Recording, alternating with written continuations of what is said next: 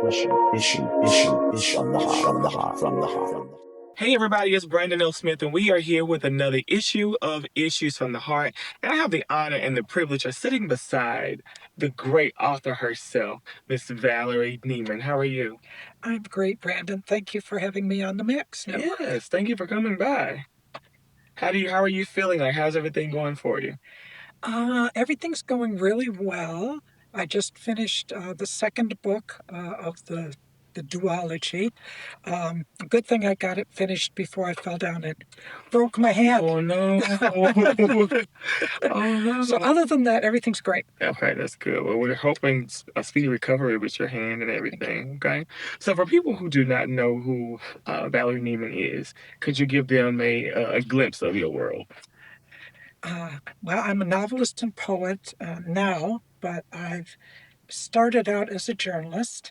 I worked in West Virginia, and then I moved to North Carolina in 1997, and I worked for the News and Record here in Rockingham County. Hmm. I was the bureau editor here, so was here during the Stoneville tornado and lots of fair amount of excitement up here.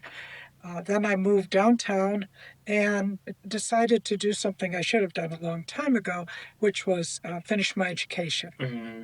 So I went back to Queen's University of Charlotte and got my MFA, and that put me in position to move into teaching, and that's what I did for the last third of my career. I taught at North Carolina A&T State University. Okay.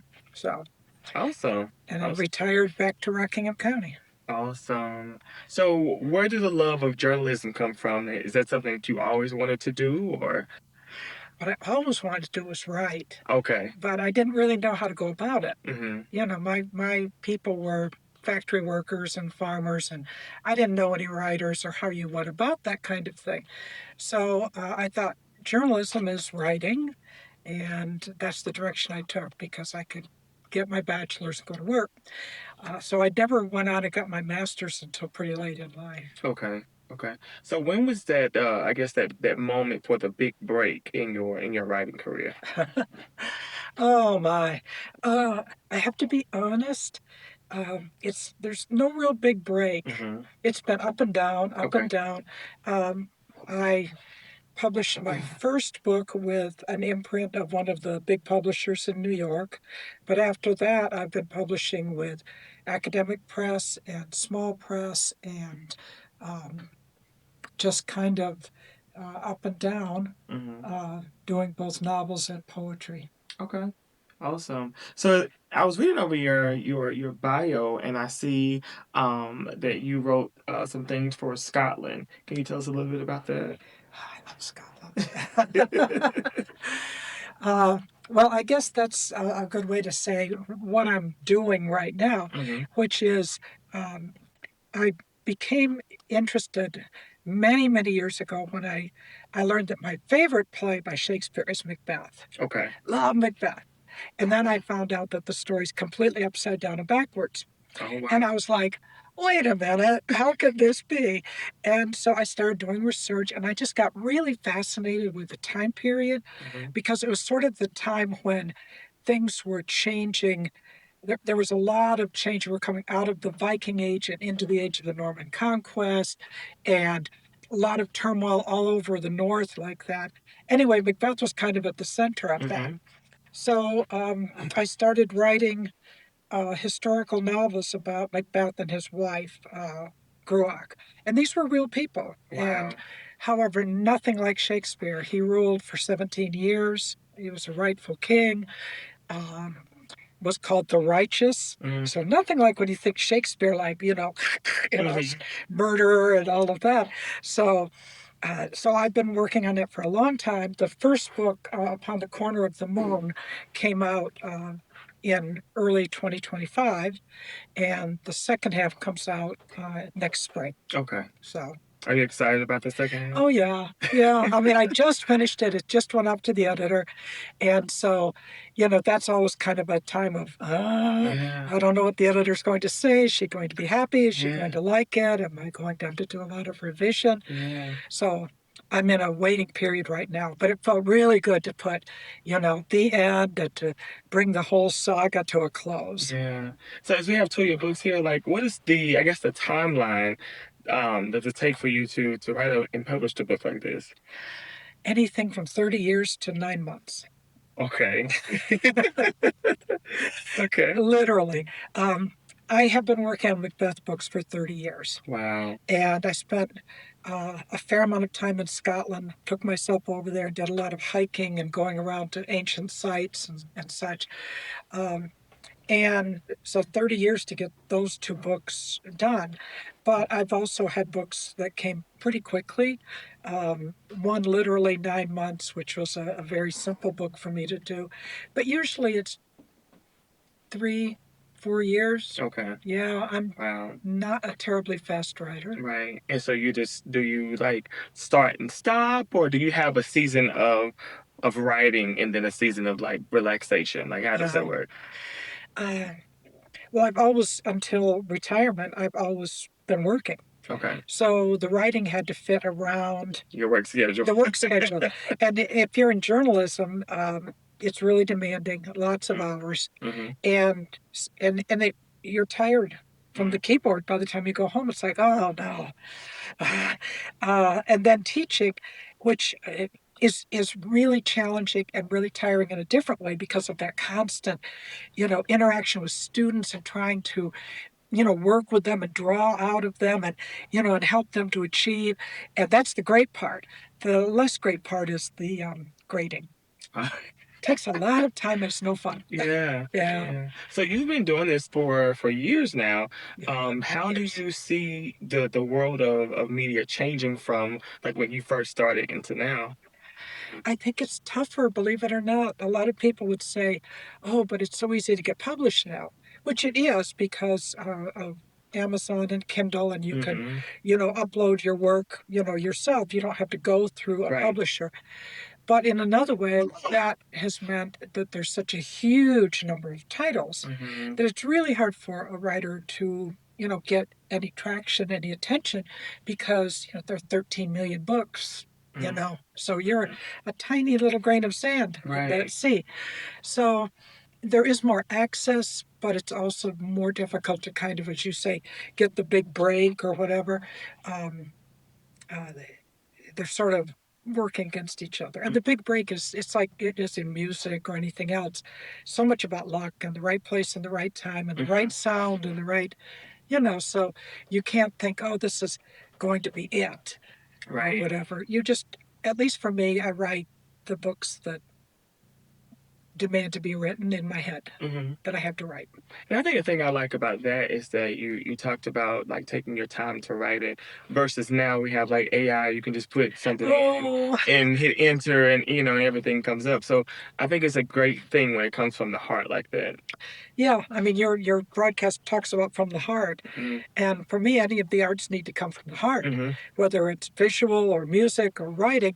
And yeah, now we can shortcut with AI, and it's sort of, I don't really understand the attraction of that, Mm-hmm. except purely monetary, because the whole act of creation is to understand yourself and other people in the world. And if you just don't try to do that, you just put in a prompt and let the machine do it. Right. Right. Yeah. I, I want to go back and talk about Macbeth, right? Okay. Was there a real King Macbeth? There was. Okay. He ruled in the middle of the 11th century, as I said, between the Vikings and the Norman conquest. Mm-hmm. And he was a rightful king under the rules at the time, which is what the whole problem is about, is that he became king under a tradition where any of a number of men could be king. They would get together, the leading guys, Mm-hmm. and they would elect the one they thought was the best, the Okay. strongest, most able leader. So he was elected in that way. But what was happening was they were starting to get coming in what we know now, like primogeniture, Mm-hmm. the whole idea that the king's eldest becomes the next king, regardless, even if he's not real good. Mm-hmm. So Macbeth was the old way, and what was coming was the new way that would just say, well, my daddy was king, therefore I get to be king. Mm. So it was right on that shift. So the story about Macbeth and his wife was really a combination of the time changing and the ideas, and the other being that uh, it was between families and Okay. dynasties. And so when Macbeth was defeated and killed, the people that took over after him, Malcolm and onward, did their level best to destroy Mhm. his memory. And, with destroying records and also legends and chronicles that favored the new dynasty and said bad things about the old one, which Mhm. is pretty common.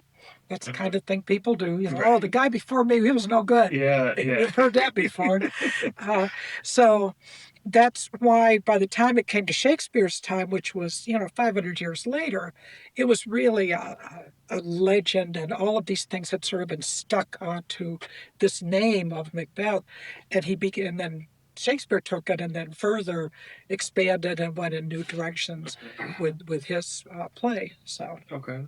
Is that something that you always been fascinated with or a fan of, or is it something that you kind of picked up along the way? When I was a girl growing up out in the country, um, I read the books that were in the house. And so I read things that were wildly inappropriate, including Shakespeare. I there was a version that was done in like short stories Mhm. called Tales from Shakespeare. And so I read that. And so you got the stories and they were kind of simplified. But I loved them. I thought these are such cool stories.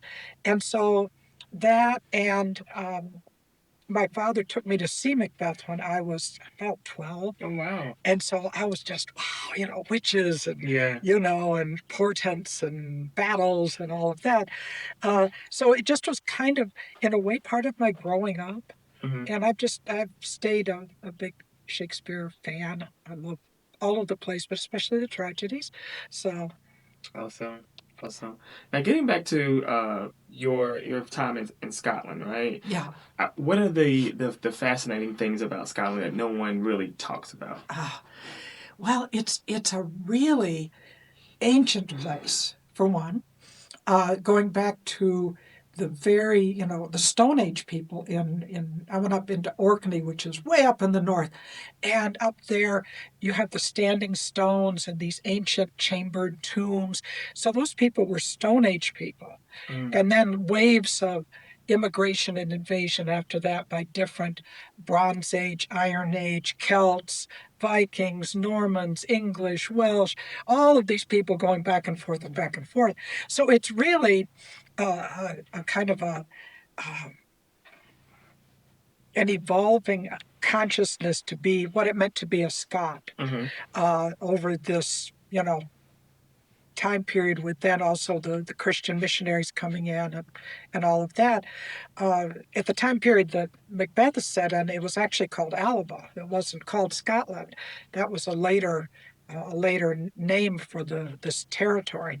Um, but I love the landscape and the people. The land is amazing. In some parts, it's so harsh, just, raw, gray Oh wow. cliffs and Wow. really intimidating landscapes. And in other places, it's very much, it looks like Rockingham County, Okay. rolling, Hmm. cows in the fields kind of Hmm. thing.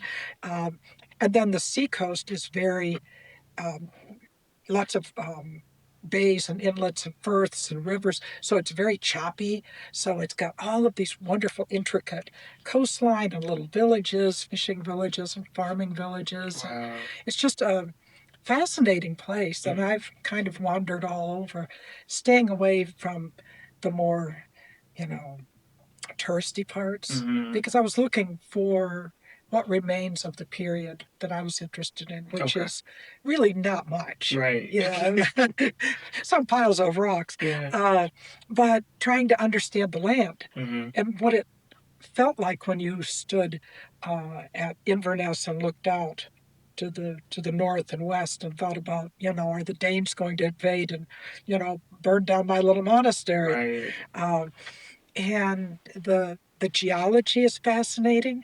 The mountains of Scotland, the Highlands, are actually the Appalachians. Hmm. It's the same mountains that when the tectonic plates happen and everything split, the ones that formed Scotland also formed the Appalachians, and they also formed part of what is along the coast in Spain and North Africa. So we're all kind of linked together, Mm-hmm. which I find amazing because I spent most of my life in Appalachia. So those were Scottish rocks or Appalachian, depending on how you look at it. Yeah. What was like some of your favorite food while you were in Well, Scotland? everybody always talks about haggis, because everybody goes, "Oh, I can't eat that." And what exactly is that? Haggis is it's the national dish. It's a kind of sausage. Okay. So it's the liver and heart and Oh. insides of sheep mixed with spices and Oh. oatmeal and stuffed into a sheep stomach and baked. So people go, "Oh, I'm not touching Did that." you like it? It's okay. Not your I've eaten favorite. it several times. My Okay. favorite thing is fish and chips because it comes right out of the ocean up there. And that sounds real simple. Yeah, yeah, yeah. A lot of people are like, I'm not eating that stuff. But the fish and chips is amazing because the fish comes right out of the North Sea, and all of the seafood is great. And also, the beef is really, really good. And Mhm. also, what else? Venison. They, you can get venison burgers the way you get a hamburger. Um, so they raised a lot of strawberries too. Uh, That's yeah, my favorite. Ooh, yeah. that's my favorite. Yeah, I love strawberries. So. Uh, yeah, the food is, I don't know, scones, and other baked goods. Vegetables, not so much. It's really far north. Okay. Potatoes, a lot of potatoes and turnips and greens. Trying to think what else. Whiskey, of course, whiskey. Wow. Okay. So I went to some distilleries on one trip or another, and it was really fascinating to see how you make scotch and Mm, why it tastes like it does. hmm. Are you a Did you go back scotch? and no, I'm No, not. no. Did you go back to visit or Yeah, I've been 3 times. I'm okay. going next year. Okay. So hiking, and I'm happy to say I have some friends in Scotland. And Awesome. so it's exciting to go back and reconnect with people Awesome. and sit down and talk with them. So I'm going next year when the new book comes out Okay. and do maybe some events while I'm Okay. there. Hope Awesome. to. Awesome. Do you have a lot of like followers or fans, when you go there to you know, read your book or I go to have some. events? Okay. I have some, but honestly, Scotland has such a really strong, rich publishing and writing Mm, field. It's amazing. And it's a very bookish country. Every little town's got a bookstore, okay. and the bookstores are just phenomenal. There's one place called Wigton, which is the national book town. Hmm. And it's just a wee little town, but it has, I think, 13 bookstores. Oh wow. And so they have a festival every year, and you go, and there are all these wonderful bookstores, and you meet the bookstore cats, and meet authors and wander around, and it's really wonderful. But there are other book festivals. That's just one. So they're very much a reading people. Hmm. I want to ask you, like, how do you prepare your mind to write? Is there like you got to be by the ocean, or how do you prepare I guess getting your zone to start writing? Uh-huh. I guess because I was trained as a journalist, that what I do is I compose at the keyboard, even poetry. Mm, And some people say, "How can you write poetry at a keyboard at a computer?" It's like that's the way I learned. yeah. That's how I made a living. So I tend to be in my office at a keyboard, and my handwriting is so bad I can't read it. So I Oh don't no. do I don't do handwriting.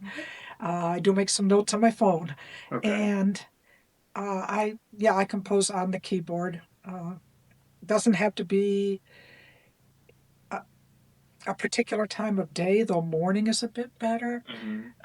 I guess for me, writing is just who I am. Mm-hmm. And so I'm always writing, even if I'm not at the keyboard. The characters are running around up in my head, Mm-hmm. and they're doing stuff. And in the morning, my favorite thing now that I don't have to jump out of bed and make an 8 o'clock class uh, or a deadline at the newspaper is that I can lay there in bed and sort of wake up and think. And while I'm thinking, um, the characters start moving around. Mm-hmm. They start talking, and it's like, oh, I need to put this in, I need to put that, and then I've got to jump up and go get it down before I lose it. But they're always just there. Okay. At least for fiction. Poetry is more seeing or hearing something that kind of makes a little shock. It's like, oh, that's interesting, and then Mm-hmm. you kind of chase down why that caught your attention. Mm-hmm. So that can happen anywhere, anytime. Awesome. Do you miss your teaching days? I really enjoyed teaching. Okay. I enjoyed the classroom, Mm-hmm. and I enjoyed working with the students. I was the um, advisor for the student newspaper Mm-hmm. when I first came over from journalism, and then I sort of gradually moved entirely into teaching creative writing and humanities. But it was all great, Mm-hmm. and I love just the way ideas start bouncing in the classroom. And being present and just letting this thing evolve. I never was one to have prepared lectures. I went in with some notes, some things to talk about, and then, kind of feed off the students' Mm-hmm. energy. Mm-hmm. So when it came to COVID and we had to teach through screens, You didn't like that? oh, it was horrible, horrible, you know? So I miss the students. I don't miss, as I say, the grading, but Yeah. I do miss the students. Do you think that the school should still be teaching Shakespeare? Yes, Okay. And why do you think that? yes. Well, everything builds on the previous generations. Mm-hmm. And so the more you know where things came from, the more you know how to use that material and reshape it. If you think of Things Fall Apart, Mm-hmm. Chebe's great novel about Africa and colonialism, and he says, Shakespeare was foundational for him. That's how he became a writer. Shakespeare was essential. Mm-hmm. And I think I can trace the pathways of different kinds of literature that have affected me and different writers. But it's sort of the more you know, then the more you know, and the better you are.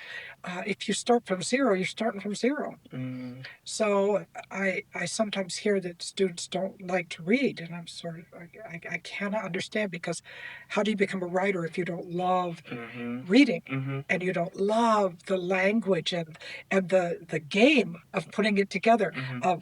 of seeing characters change and how are they going to interact, and oh, I didn't see that coming at all. I had no idea. Who's this guy? Where did he come from? It's really surprising and shocking. Yeah. I just read a little thing about Tolkien, the Lord of the Rings, and you think, oh, he must have had everything all scoped out. He must have had everything. And he was writing to a friend of his, and he said, I had no idea where these things came from. Mm. He said, I had no idea that the guy sitting in the tavern was Aragorn. I had no idea, about this, about this, about this. It just, things come from the universe. The universe gives you things. Yeah. And so you're working and you're thinking, and all of a sudden you realize, oh, there's this connection, or this needs to happen. So it comes from deep or outside or wherever.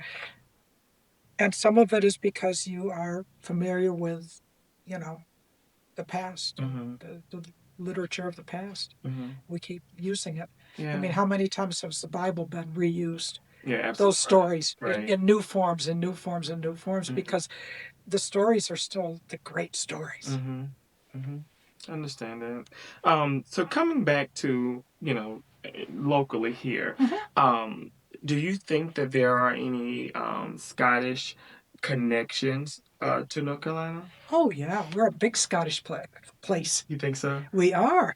Uh, One of the things that doesn't get discussed maybe as much as it should is that you had waves of immigration from Ireland and Scotland that were not willing. You had what were called the clearances, Mm-hmm. in Scotland where they decided they could make more money by running sheep. And so all of the small farmers had to go.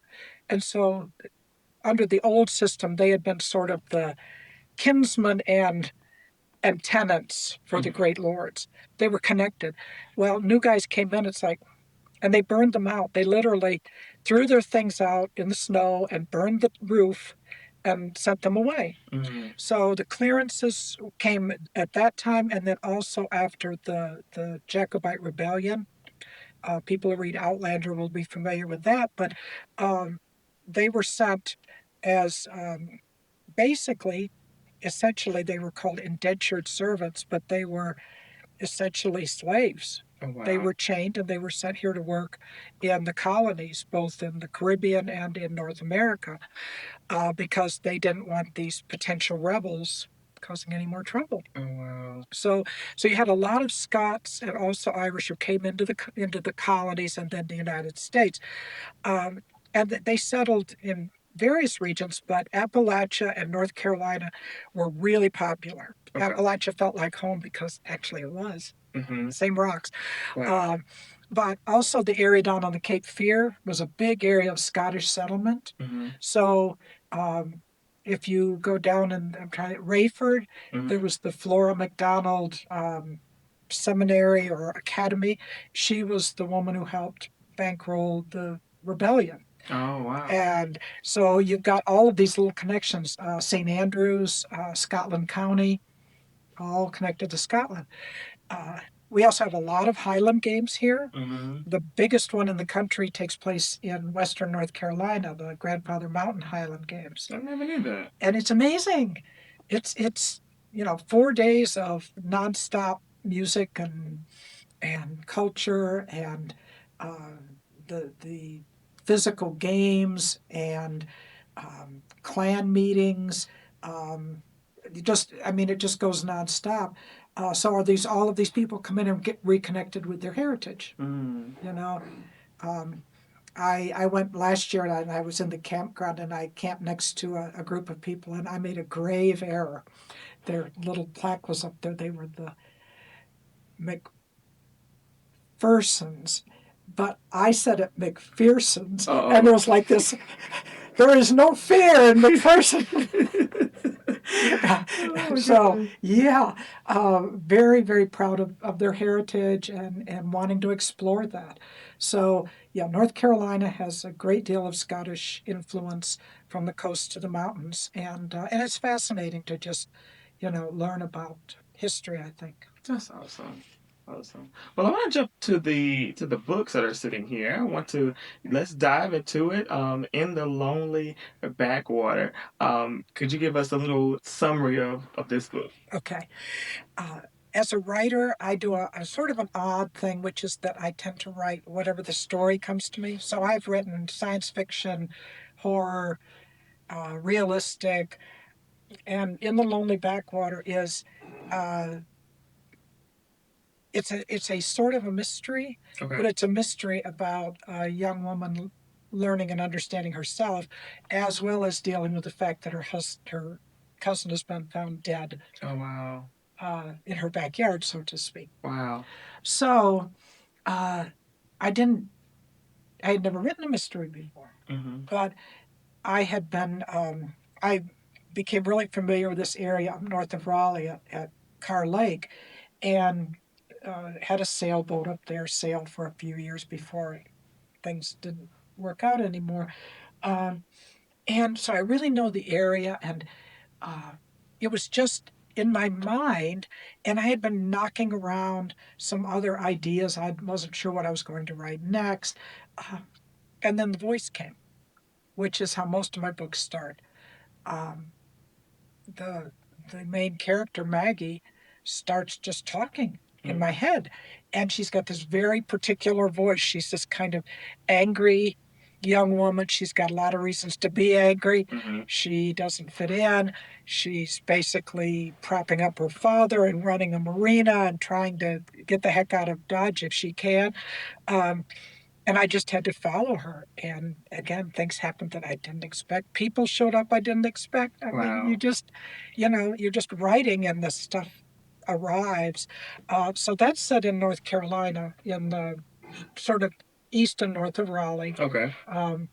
And it's very lonely kind of area, that lake. I mean, when the marina's kind of out at the end of the road and you're just out there, and I thought about her isolation, to be someplace like that where, when if bad things happen, there's really no one to rely on except yourself. Wow.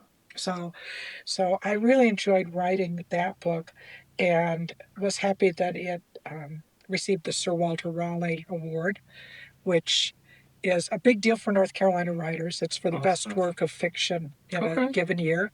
So it won in 2022 when it came out. Um, and that was very exciting. And I I loved writing that book. And at the time, it was my favorite book. And then when I published the new book, it became my favorite. Really? It's kind of like, whatever was the most recent one, that's my favorite. Yeah. Yeah. But both of them have been just great books for me. And so, what is the summary of Upon the Corner of the Moon? Upon the Corner of the Moon is the first Macbeth book. Okay. It takes them from their childhoods until the point where, in the aftermath of a bloody battle, they agree to marry. Mm.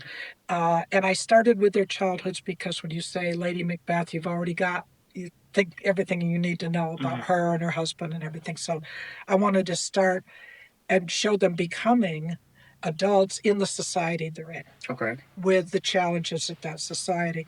And then the second book takes them through the end of until he's killed. Awesome. But she has the chapters beyond that. Okay. Yeah.